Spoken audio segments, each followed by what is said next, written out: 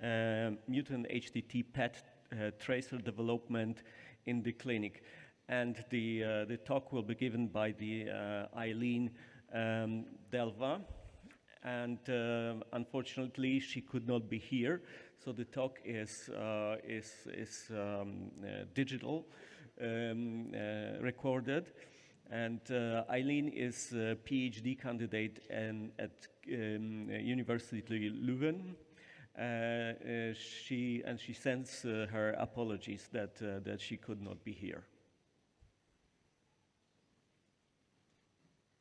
Thank you for the opportunity to present the results of the iMAGEmHTT study at the EHDN conference. This is a clinical study assessing two new radiotracers, CHDI-180R and CHDI-626, targeting mutant Huntingtin aggregates.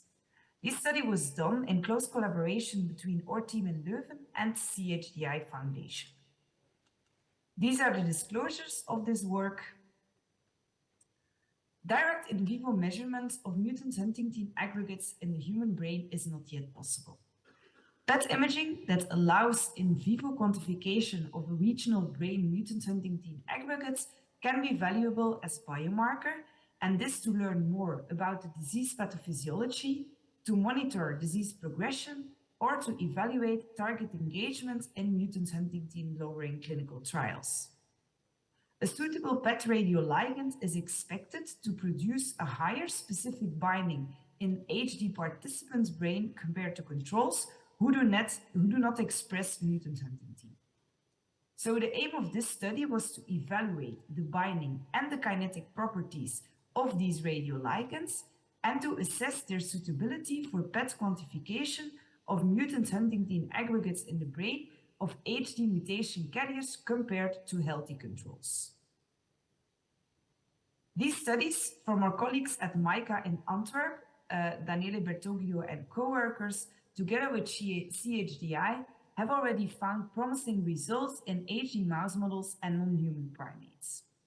This longitudinal micro-PET study in Q175 knock-in mice for both radiotracers shows no binding in the wild-type animals in the upper row and a high specific binding with an age-associated increase in the HD mice. This was also validated by autoradiography, and also in post-mortem human brains, target binding of 180 and 626 were confirmed. After validation in preclinical models, we investigated radiation dosimetry and biodistribution in 6 healthy volunteers, 3 for each radioligand. This is important to assess safety and to estimate the total and the organ-specific radiation after administration of a PET tracer. We could conclude that the effective dose of both compounds was within the expected range for carbon-11 radiotracers, and no adverse effects were observed. These projection images show the whole body distribution at different time points post-injection for both compounds.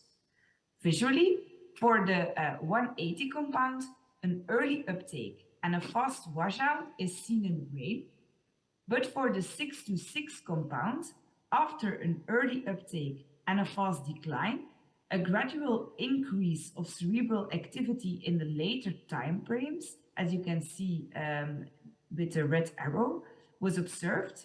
And this is suggestive of a radioactive metabolite that is entering the brain.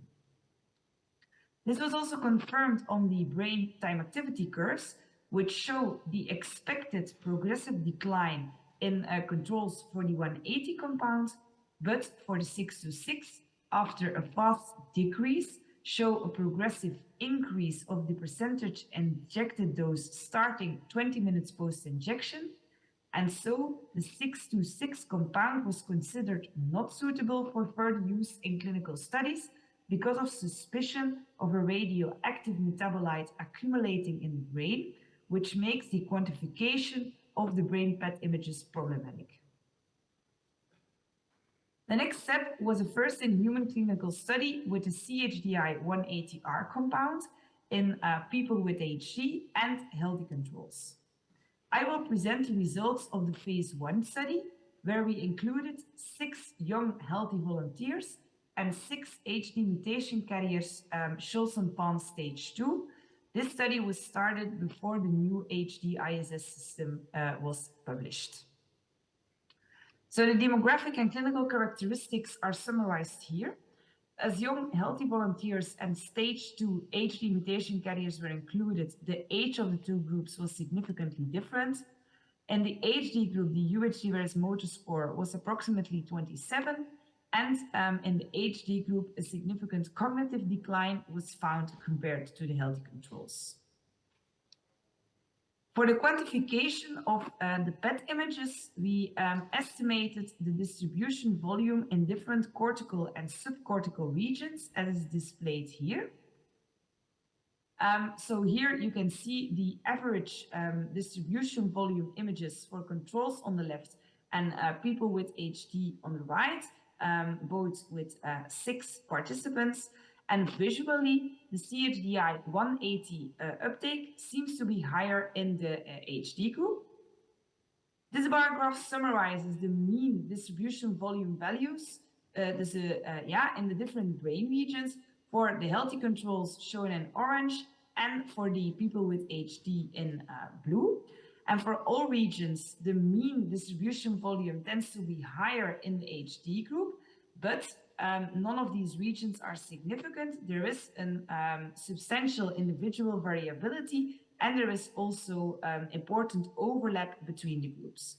The differences are around 15 to 30%, but none of these are significant.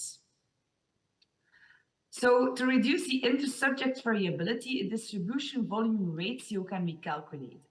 And this is done by dividing the distribution volume of a region of interest by the distribution volume of a pseudo-reference region, which is a region where there is no or a very low specific binding expected. And we calculated the distribution volume with the cerebellum as reference region as an exploratory analysis.